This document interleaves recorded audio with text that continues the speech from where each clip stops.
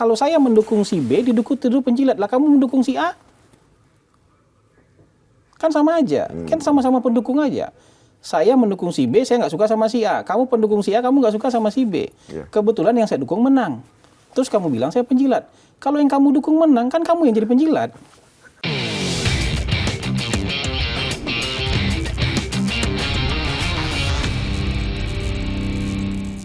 Sempat beberapa minggu lalu viral. Ini kita mau klarifikasi ke Abang soal Apa itu yang viral?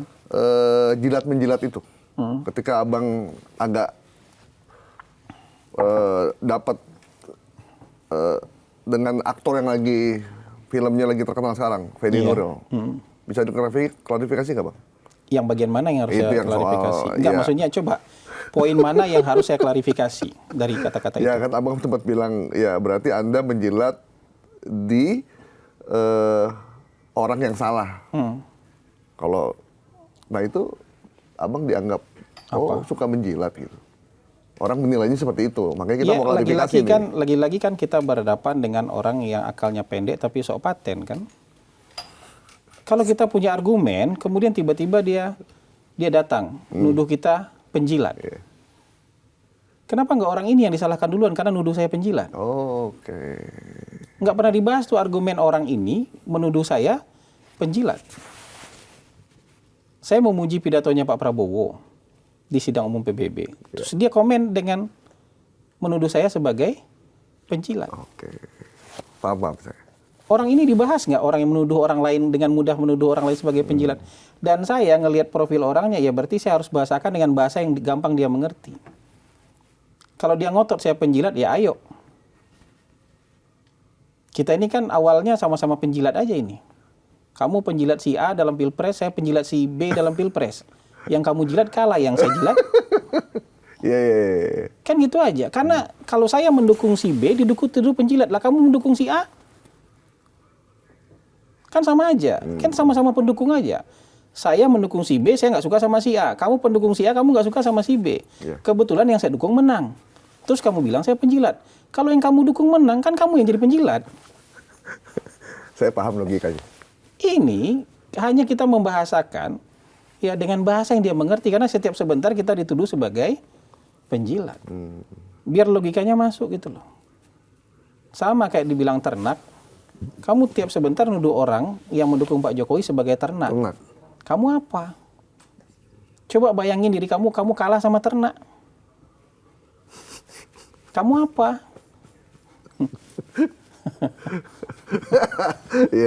Ini sesederhana. Kita bahasa rumit-rumit kadang-kadang mereka nggak paham juga. Ketinggian juga buat mereka. Jadi kita bahasakan dengan bahasa yang mereka ngerti. Terus marah berbulan-bulan tuh, berminggu-minggu lah. Marah sama saya soal penjilat, saya bilang. Benar. Tapi saya memahaminya, orang kalau marah itu berarti gawangnya bobol.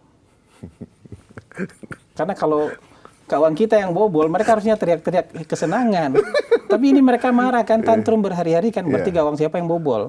Gawang mereka yang bobol gitu. Orang saya terang-terang aja kan, berarti gawang saya nggak bobol gitu. Apa yang membuat Bang Hasan merespon semua tudingan dan lain dengan santai?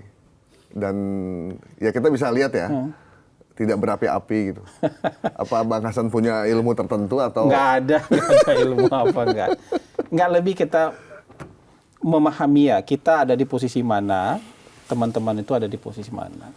Dan kan tidak semua direspon, sebagian besar kan lewat aja, caci maki, semua marah-marah itu kan lewat aja, nggak direspon. Saya lihat dulu profilnya, ini profilnya cukup high profile di media sosial, bukan intelektualnya ya, tapi di media sosial dia cukup high profile, maka saya respon karena berarti dia banyak pengikutnya. Ya, banyak. Orang ini harus di-challenge gitu. Kan sebentar aja nuduh orang penjilat kan gitu. Ini nanti kalau calon yang kamu dukung menang, kamu yang akan dituduh penjilat. Kan tinggal nunggu gantian aja biar kamu tahu positioning dari sekarang gitu. Tidak hanya dengan logika biner, kamu belum kesampaian aja di sana. Makanya saya bilang jadi penjilat pun Anda belum kompeten. Oke, Bang. Kapan sih Abang terakhir berkomunikasi dengan Pak Prabowo? Berkomunikasi langsung? Langsung. Kalau berkomunikasi langsung ya ketika mungkin rapat paripurna terakhir yang saya ikuti ya. Sisanya kan melalui perantara Teddy aja. Oh, Pak Teddy ya. Sisanya melalui perantara Teddy. Ketika abang diganti belum pernah bertemu juga? Oh enggak ketemu. Itu saya cuman komunikasi sama Bang Dasko dan sama Teddy. Gitu. Tapi ini penggantian yang disiapkan ya. Jadi nggak ada kaget di sini gitu. Oh, yang waktu abang mundurkan diri itu ya? Iya. Ini sudah dipersiapkan gitu. Oh, jadi bukan sesuatu yang tiba-tiba ya? Enggak gitu. Pantasnya kelihatannya tidak begitu kaget ya Bang? Iya memang nggak kaget kan kita sudah jauh lebih awal mengajukan berhenti kan. Nah ketika abang pindah ke komisaris, Pertamina dianggap wah ini pertukaran politik nih. Pertukaran politik siapa dengan siapa? Karena tidak jadi PCO ya biar dapat hiburan taruhlah di komisaris. Enggak, tapi harus dicatat bahwa saya tidak negosiasi apa-apa. Jadi ketika saya ingin berhenti itu pun nggak harus ada gantinya. Nggak ada gantinya pun tuh nggak apa-apa. Tapi kalau misalnya saya ditugaskan ini, saya anggap itu bentuk apresiasi, bentuk penghargaan. Dan saya juga happy, kenapa? Berarti ada tugas yang diberikan kepada saya. Gitu. Untuk apa? Untuk mengawasi sebuah BUMN. Dan BUMN yang besar pula kan gitu. Kita kan jadi pengawas nih, kita kan perwakilan negara untuk jadi, perwakilan pemerintah lah.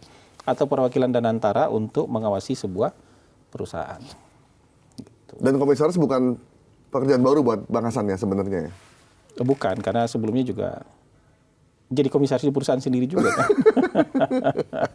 Bang, sekali lagi Bang, tantangannya jadi komisaris di sebuah BUMN dengan menjadi komisaris di perusahaan sendiri.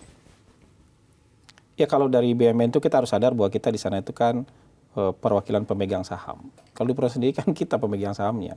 Kalau ini tuh kita ditaruh oleh pemegang saham untuk mengawasi jalannya perusahaan. Untuk mewakili negara berarti di situ ya? Mewakili, ya kalau ini hari ini kan Danantara berarti. Ya, mewakili Danantara. Dan Badan Pelaksana BUMN untuk hadir di situ sebagai pengawas kayak gitu. Tapi mungkin perbedaan yang paling mendasar adalah soal belajarnya. Kan kompleksitas Pertamina luar biasa. Ya. Kompleksitas dalam Pertamina itu udah kayak kompleksitas negara. Udah kayak kompleksitas negara juga gitu. Jadi kita harus belajar cepat. Kalau dasar-dasar manajemen dan manajerialnya, mana yang menjadi hak dan mana yang menjadi tugas dan fungsi komisaris, mana yang menjadi kewenangan manajemen, kita sudah paham lah. Tapi soal-soal teknisnya tentu kita harus belajar dengan cepat. Gitu. Bang, tadi ketemu Pak Prabowo. Kalau ketemu Pak Jokowi kapan Bang? Saya lupa tanggalnya, tapi kayaknya seminggu setelah saya berhenti ya. Atau berapa hari lah, pokoknya beberapa hari setelah saya berhenti lah. Saya datang ke Solo. Ngapain tuh Bang? Nggak ada, cuman silaturahmi aja. Orang kan ngespinnya aneh-aneh ya. Iya dah. Saya jadi bingung nih. Sebenarnya apakah politik Indonesia sekonspiratif itu? Jadi penuh dengan konspirasi. Bahwa orang ketemu aja bisa dibingkai sebagai konspirasi. Kata Bang Bahlil, bahkan saya garuk paha aja. Bisa. Itu bisa sesuatu yang besar gitu. Bisa jadi konspirasi itu. Memang kayaknya kita dimanjakan dengan teori-teori konspirasi kayaknya. Dan mungkin juga karena terlalu sering frustasi dalam soal politik gitu. Artinya mungkin dia belum berhasil atau orang yang didukung belum berhasil. Kemudian dia lebih senang memakan konspirasi-konspirasi ini untuk menyenangkan dirinya. Gitu. Jadi saya datang ke Pak Jokowi itu pertemuan yang sangat biasa, silaturahmi. Karena selama menjabat, terus terang saya nggak sempat datang ke Solo untuk silaturahmi dengan Pak Jokowi. Padahal Syarif sudah berapa kali nanya, Bang, kapan main ke Solo? Jadi selama menjabat, dan saya kan nggak enak ya, karena saya pertama kali dilantik dulu zamannya Pak Jokowi. Di akhir masa Pak Jokowi itu, tanggal 19 Agustus. Dan setelah itu belum pernah datang, silaturahmi personalnya, bahkan lebaran pun nggak sempat gitu. Jadi ada rasa nggak enak. Jadi begitu selesai menjabat saya datang ke sana, silaturahmi lah. Benar-benar silaturahmi, nggak ada yang perlu dipikirkan aneh-aneh itu. Karena siapa ya? Saya bukan pejabat, Pak Jokowi juga bukan pejabat. Karena Bang dibilangnya kan konsultan politik, mungkin Pak Jokowi masih pengen minta. Dan Pak Jokowi dalam apa? Kan nggak ada jabatan. Apa coba? Itu selain kita reunian, nostalgia, apa yang kita bicarakan apa coba? Iya sih. Iya, kecuali saya datang ke orang yang ke Anies Baswedan gitu, tuh Adalah cerita karena masih pengen maju kan, misalnya Pak Jokowi apa? Atau saya ketemu Mas Ganjar gitu, masih ada harapan buat maju kan gitu. Pak Jokowi apa? Selain atau ketemu nostalgia, Pak Purbaya gitu misalnya. atau ketemu Pak Purbaya masih ada lah, karena namanya sekarang dimasukkan dalam survei kan. Iya. Kan kalau Pak Jokowi apa? Tapi kenapa pikirannya konspiratif sekali? Coba aja misalnya Anda ketemu Pak Jokowi terus kira-kira ngobrolin apa? Iya, iya. Kira sama aja. Pak Jokowi sehat, Bang? Kan sempat sakit waktu itu. Terakhir Abang ketemu? Waktu itu beliau kalau fisik kelihatan sehat, tapi kan kulitnya masih kelihatan dalam proses penyembuhan. Kayaknya kalau menurut beliau sih ya ada autoimun yang harus distabilkan nih, autoimunnya, karena autoimunnya menyerang kulit. Makanya kulitnya memang agak berubah ya, iya, wajah jadi, segala macam. Iya, jadi tapi wajahnya sudah oke. Oh, tidak seperti awal-awal ketika sakit ya? Wajah beliau tuh sudah oke, sudah bersih, tapi masih ada kelihatan di tangan, masih dalam proses penyembuhan di tangan gitu. Oke. Bang, kita ngomongin politik yang agak panjang. Apa itu? Ini kan konsolidasi partai politik dengan pemerintah cukup kuat. Ya. Hampir tidak ada oposisi. Ada yang bilang ini agak kurang bagus nih untuk kestabilan sebuah negara. Gimana Bang Hasan melihat ini? Itu yang bilang gimana itu cara pandangnya? Ya karena tidak ada check and balance. Di Cina ada check and balance nggak? Nggak ada. Bagus nggak negaranya? Sejahtera. Itu maksud saya? Ya maksudnya teorinya dari mana itu? Ya gitu? Bang nanya tapi saya jawab sendiri akhirnya. Iya. Teorinya dari mana itu? Amerika check and balance-nya jalan nggak? Jalan. Itu ada shutdown kemarin, budget ada shutdown budget. Tapi negaranya makin turun apa makin naik? Yeah. Jadi teori ini, pandangan-pandangan seperti ini belum tentu benar. Oke. Ada mungkin dalam proses yang sudah matang nanti ketika masyarakat sudah sangat terdidik, ya, kita bisa berargumen dengan betul-betul rasional, nggak lagi penuh teori konspirasi dan kebencian. Dan nggak hanya kepentingan sempit, kita bisa berdebat dengan cara yang jauh lebih masuk akal untuk bangsa. Tapi dalam kondisi seperti ini, mungkin untuk mempercepat supaya kita bisa mencapai Indonesia emas itu, ya mungkin kita butuh stabilitas politik. Nggak ada yang salah dan benar ini. Ini pilihan-pilihan ini. Begitu kita mengedepankan stabilitas politik, pasti ada yang dikorbankan. Begitu kita membuka ruang demokrasi di tengah masyarakat yang belum 100% siap, pasti juga ada yang dikorbankan. Nah kita mau apa? Singapura aja sampai sekarang sudah sangat terdidik, oposisinya terkontrol. Yeah. Kita kumpul-kumpul kayak gini, banyak nih ngomong politik udah ditangkap nih. Udah pakai ISA nangkapnya nih. Ngomongin politik. Iya, ngomongin politik. Lebih dari 5 orang ngomongin politik ditangkap. Kita masih bisa demo. Jadi kita tuh di tengah-tengah lah. Iya. Konsolidasi kekuasaannya jalan, tapi kritik, protes tetap bisa dilakukan juga. Masih di tengah-tengah. Emang kita mau bilang kemarin bakar-bakaran itu bagus? Enggak kan? Emang itu check and balances? Enggak kan? Emang itu bentuk penyampaian pendapat? Pendapat apa yang disampaikan dengan bakar-bakaran misalnya? Ini kita harus benar-benar membuka ruang pikiran kita tuh 360 derajat. Kita mau tujuannya apa ini? Mau kemana kita? Tujuan ini bisa dicapai dengan cara kita bersatu, terkonsolidasi, atau dengan cara bertengkar, kita tetap bisa sampai tujuan ini. Itu aja. Bukan berarti kritik hari ini nggak ada. Coba aja buka sidang-sidang DPR. Tajam-tajam nggak pertanyaan anggota? Tajam. Itu kritik kan?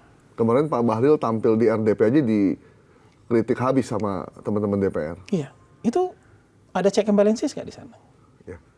Artinya jalan kan? Kritik pun jalan. Cuman dikanalisasi kan? Jadi pandangan bahwa nggak ada check and balances, nggak ada kritik, itu juga nggak sepenuhnya benar. Lihat aja menteri-menteri, kan ada siaran langsungnya semua. Menteri-menteri RDP itu kan tajam-tajam nggak pertanyaannya anggota-anggota DPR. Bahkan dari partai pemerintah aja tajam-tajam loh. Ya. Itu artinya jalan kritiknya. Kita dekom dengan manajemen aja kritiknya tajam-tajam kok. Dewan komisaris dengan para direksi aja kritiknya tajam-tajam kok. Tapi nggak kita buka keluar. Gitu aja. Tapi kalau DPR dia yang kritik pemerintah boleh terbuka. Karena memang dia didesain sebagai penyeimbangnya pemerintah. Bahkan sesama anggota DPR itu bertengkar juga itu desain organisasinya sebenarnya seperti itu. Jadi dibolehkan itu di dalam organisasi itu orang bertengkar. Tapi dalam pemerintah nggak bisa. Karena pemerintahnya harus solid, harus terkomando organisasinya. Tapi kalau DPR institusinya memang desain untuk tempat orang berdebat. Yeah. Orang memperjuangkan kepentingan konstituen masing-masing. Dan dia juga berdebat dengan pemerintah. Jadi bukan berarti nggak ada check and balances. Gitu. Tapi kalau kita berharap ada keriuhan, tiap sebentar ada gempa, ya kapan kita majunya? Gitu. Saya pernah ke Malaysia, kemudian kita nonton TV, kemudian tayanglah tuh berita utama, headline. Berita utamanya kedatangan Perdana Menteri. Terus kita tunggu acara debat memang hampir tidak ada di Malaysia. Padahal sebenarnya kalau di Malaysia itu pas sitting period itu, question period itu memang tajam-tajam karena dia mengambil model Inggris kan. Australia, Malaysia, Inggris tuh pas question period itu tajam-tajam itu. Bahasa apapun bisa keluar itu. Tajam-tajam. Mereka lebih tajam daripada kita karena sistemnya parlementer. Kan? Yeah. Karena setiap menteri itu ada menteri bayangannya. Dan menteri bayangan ini akan menyerang menteri aslinya. Di dalam question period. Tapi di tayangan TV sih mungkin itu sudah kalem-kalem aja. Lebih kalem aja di tayangan TV. Tapi kalau pas question period itu biasanya, karena partai oposisi biasanya punya menteri bayangan. Mereka pasti lebih tajam. Kalau kita kan RDP namanya, rapat dengar pendapat. Kalau mereka tuh question. Jadi question period. Jadi periode mempertanyakan, Anda lagi bikin apa ini gitu. Gitu. Tapi situasi di Abang melihatnya kan banyak orang khawatir dengan demokrasi. Demokrasi tidak tumbuh karena pemerintah terlampau otoriter.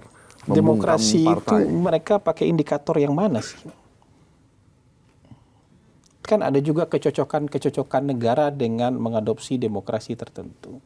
Yang komunis saja menganggap demokrasi kok mereka. Republik Rakyat Demokratik Korea Utara itu bisa begitu tuh. Pakai kata-kata demokratik. Sekarang indikatornya apa? Yang baku hantam tiap sebentar itu dibilang demokrasi, atau yang mampu mampu menyediakan kesejahteraan buat rakyatnya itu juga bisa dibilang demokratis. Yang mana? Kalau demokrasi kita diukur dengan negara-negara yang sudah seperti Eropa Utara misalnya, Eropa Barat misalnya, situasi masyarakat kita berbeda. Kita bergulat dengan persoalan dasar, dia masih sudah bergulat dengan persoalan yang advance. Di Swiss itu orang bisa voting apakah hewan boleh bertanduk atau tidak di salah satu negara bagiannya. Udah gak ada kerjaan mereka itu. Udah gak tahu lagi mau voting apa gitu loh. Saking advance itu ya? Saking advance-nya, mereka voting di sebuah kota, apakah hewan boleh itu tahun 2018 kalau nggak salah, 2017 boleh bertanduk atau tidak. Lalu urusan hewan boleh bertanduk atau tidak aja mereka voting gitu loh. Saking sudah nggak ada kerjaannya gitu. Kita masih bergumul dengan kebutuhan dasar yang mungkin juga butuh agak keras-keras sedikit supaya jalan. Coba bayangkan zaman COVID. Zaman COVID itu kan pemerintah tahan besi. Kalau nggak kan nggak jalan. Terus mau bilang demokrasi hancur di zaman COVID. Nah, negara-negara yang lain yang selama ini menjadi barometer demokrasi itu pun, mereka menilai demokrasi berdasarkan isi perut mereka juga. Kalau sesuai dengan isi perut mereka bilang itu demokratis. Begitu nggak sesuai, mereka akan melakukan tindakan represif untuk itu. Coba aja demo pro-Palestina misalnya di Perancis, di Jerman, kalau nggak digencet sama polisi di sana. Iya. Kalau nggak berakhir dengan rusuh misalnya. Rusuh dan ditangkap. Sekarang mereka memperlakukan kebijakan yang keras terhadap imigran. Hampir di semua negara. Sayap kanan menguat hampir di semua negara yang mengaku demokratis itu. Anti-imigran itu demokratis nggak? Enggak. Sekarang mereka merasa terancam dengan datangnya banyaknya warga-warga muslim dari Timur Tengah yang kemudian bermukim di Eropa. Dan mereka menganggap Di Inggris misalnya, sekian kota mayornya sudah Muslim, mereka anggap ini ancaman. Itu demokratis nggak? Anggap aja ini hukum karma. Kan Anda yang mengacak-acak Timur Tengah. Kalau Timur Tengah itu damai, mungkin mereka nggak pindah ke Eropa. Ini Anda yang ngacak-ngacak Timur Tengah. Jadi mereka cari penghidupan yang lebih baik di Eropa. Itu mereka karena merasa kami terancam oleh imigran dari Timur Tengah. Kalau begitu Anda perbaiki kehidupan di Timur Tengah. Jangan Anda acak-acak terus itu. Jadi mereka memaknai demokrasi sesuai dengan isi perutnya juga. Terus mereka nilai-nilai kita juga dengan manual booknya mereka itu. Makanya saya selalu challenge itu. Yang aktivis-aktivis katanya pro demokrasi itu saya selalu challenge itu. Bang, baca buku sebulan berapa kali, Bang? Ya, nggak mesti, tapi penting juga kita punya istri yang pinter loh. Jadi kadang-kadang yang baca buku itu istri, kemudian kalau istri kan dia nggak bisa tahan kalau harus ngomong kan. Cerita. Dia kosakatanya banyak kan.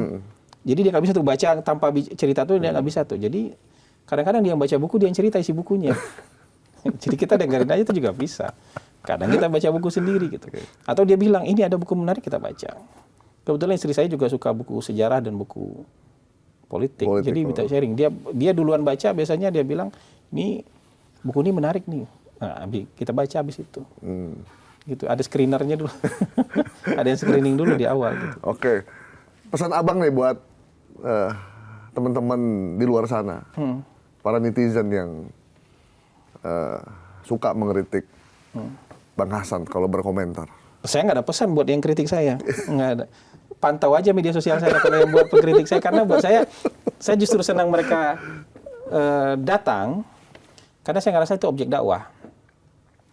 Orang-orang yang belum dipahami, punya pemahaman ini, marah-marah di Instagram kita, marah-marah di channel YouTube kita, atau marah-marah di channel kita lah, di media sosial kita, ini objek dakwah ini. Semakin mereka penasaran dengan kita, ya kita semakin senang lah. Kan ada tantangannya sendiri berdakwah sama orang yang belum beriman ini kan ada tantangannya sendiri gitu. Berdakwah sama orang yang belum tercerahkan ini kan ada tantangannya sendiri. Kalau berdakwah sama orang sudah beriman tuh agak kurang tantangannya, agak kurang challenge-nya gitu. Jadi dengan adanya mereka kita sebenarnya juga terdorong untuk membaca lebih banyak. Kita terdorong juga untuk bikin analisis lebih komprehensif. Abang perhatiin nggak, kenapa kita cenderung emosian kalau di media sosial? Saya lihat komen-komen yang luar biasa, meskipun kadang banyak orang yang tidak tahu situasi yang sebenarnya ketika peristiwa itu terjadi. Ya, karena mereka nggak tahu kan. Yang emosi-emosi ini kan karena memang bisa jadi hidup mereka lagi nggak mudah, lagi nggak gampang. Saya pernah cerita, saya buka kemarin di Total Politik, saya kasih lihat sama mereka beberapa orang yang maki-maki saya di DM, di segala macam tuh saya DM balik. Saya bilang saya bernazar hari ini kasih sekian orang 500.000. Apakah Anda bersedia untuk jadi penerima nazar? Ini orang bosan maki-maki saya. Dia bersedia kasih nomor rekening. Habis itu terima kasih. Nanti saya kasih lihat capture-nya. Jadi bisa jadi hidupnya lagi susah. Hidupnya lagi nggak baik-baik aja. Kita marah-marah balik sama mereka kan nggak akan jadi apa-apa. Itu alasan akhirnya bernazar itu apa, Bang? Nggak ada, itu iseng aja nazarnya. Kebetulan mau sumpah pemuda. Nggak tahu kadang. Buat ngetes aja. Sebenci apa dia dengan kita. Tapi nggak mau terima. Kalau benci banget sama kita kan dia nggak mau terima. Ini sama 500.000 aja lewat kan. Saya belum ngetes 100.000 lewat nggak ya. Berarti kan hidupnya lagi nggak baik-baik aja. Jadi ini yang maksudnya dari sisi negara, pemerintah tentu harus PR-nya membuat hidup mereka lebih baik. Tapi dari sisi intelektual tuh jangan jadi kompor. Intelektual tuh harusnya bisa menjadi orang yang menyampaikan sesuatu, mungkin pahit. Tapi pahitnya itu pahit jamu. Suatu saat orang itu akan sadar. Saya punya sering pengalaman. Ini paling banyak di stasiun kereta atau di bandara nih. Tapi ini hampir selalu kejadian.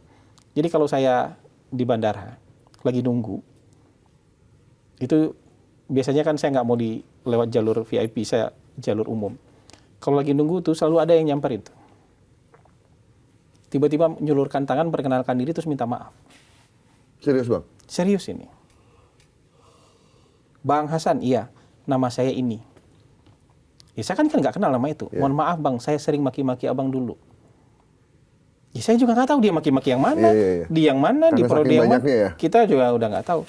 Saya minta maaf bang katanya. Saya pikir-pikir ternyata abang benar katanya. Ya maksud saya itu sudah kebahagiaan. Dan ini nggak cuma sekali 2 kali, ini 20-an kali nih begini. Saya tulis bang, saya pernah nulis kritik panjang soal abang. Ya saya juga nggak tahu, mungkin saya juga nggak baca. Tapi ini kejadian sudah sering sekali. Jadi makanya buat saya nggak akan menyerah sama sebuah kebenaran versi viral. Terus kita ngerasa salah itu. Gara-gara yang berbeda dengan kita viral, banyak pendukungnya, terus orang itu merasa benar, dan terus saya ngerasa salah, saya nggak akan nyerah itu. Karena kita akan berdiri pada kebenaran objektif. Kebenaran objektif itu hanya bisa disanggah dengan argumentasi, bukan dengan tepuk tangan. Makanya kemarin banyak yang ngebully, marah-marah soal itu, saya nggak akan menyerah itu dan menganggap saya salah gitu. Kecuali ada argumen yang bisa bisa membuktikan bahwa saya lagi posisinya salah. Kebenaran objektif itu hanya bisa disanggah dengan argumen. Bukan dengan tepuk tangan. Bukan dengan kata-kata makian. Terus karena dibaki, terus kemudian kita mohon maaf saya ngerasa salah. Enggak. Kalau kita goyang gara-gara itu, selesai kemudian kebenarannya nanti semua kebenaran akan versi tepuk tangan aja. Dia akan merasa benar begitu banyak tepuk tangan buat dia. Gitu. Dan itu nggak bagus buat kehidupan sosial kita. Nggak bagus buat kehidupan sosial. Apalagi di tengah gelombang teknologi informasi, yang semua informasi itu cuma pendek-pendek. Informasi pendek-pendek itu menyebabkan brain rot. Pembusukan otak. Orang nggak bisa mikir dalam. Yang terbiasa dengan informasi pendek-pendek itu nonton film 1 jam aja udah nggak sanggup. Karena pola kerja memorinya jadi terganggu. Nah, yang sering marah-marah tuh yang tadi nonton tayangan pendek-pendek itu tadi, sumbunya ikut jadi pendek. Dia nonton tayangan lama aja emosi dia. Nonton film agak lama aja dia nggak tahan lagi, emosi dia. Jangankan terhadap argumen kita yang berbeda dengan dia, nonton film yang netral aja, dia bisa marah. Ya, itu yang kita hadapi. Nah, saya mendorong semakin banyak intelektual itu bukan jadi kompor. Bukan jadi pemantik kebencian. Tapi jadilah orang yang memberikan pemahaman yang berimbang. Persoalan orang nanti setuju nggak setuju, itu urusan orang itulah. Ini pesan buat intelektual aja ya. Kalau buat netizen saya nggak ada pesan. Kalau buat intelektual tadi ya. Kalau buat netizen semakin Anda nggak suka sama saya, pantau aja. Karena di sana banyak pencerahan buat Anda. Gitu. Emang banyak intelektual yang tidak... Banyak sih nggak, tapi adalah satu. Ada beberapa lah ya. Ada 1-2. Oke Bang, terima kasih banyak. Iya. Semoga mencerahkan dan semoga, bikin terang ya. Semoga bikin terang. Dan nontonnya utuh nih. Iya, nontonnya utuh nih. Kalau Anda pengen jelas, nontonnya utuh. Nah, yang brain rot nggak sanggup nonton utuh. Dia cuma sanggup nonton clipper-clipper aja. Gitu. Nonton utuh biar kita juga komprehensif melihat suatu peristiwa dengan sudut pandang yang jelas. Bang Ihsan, terima kasih banyak waktunya. Teman-teman, demikian Bikin Terang kita hari ini. Sampai ketemu di Bikin Terang selanjutnya. Bye-bye.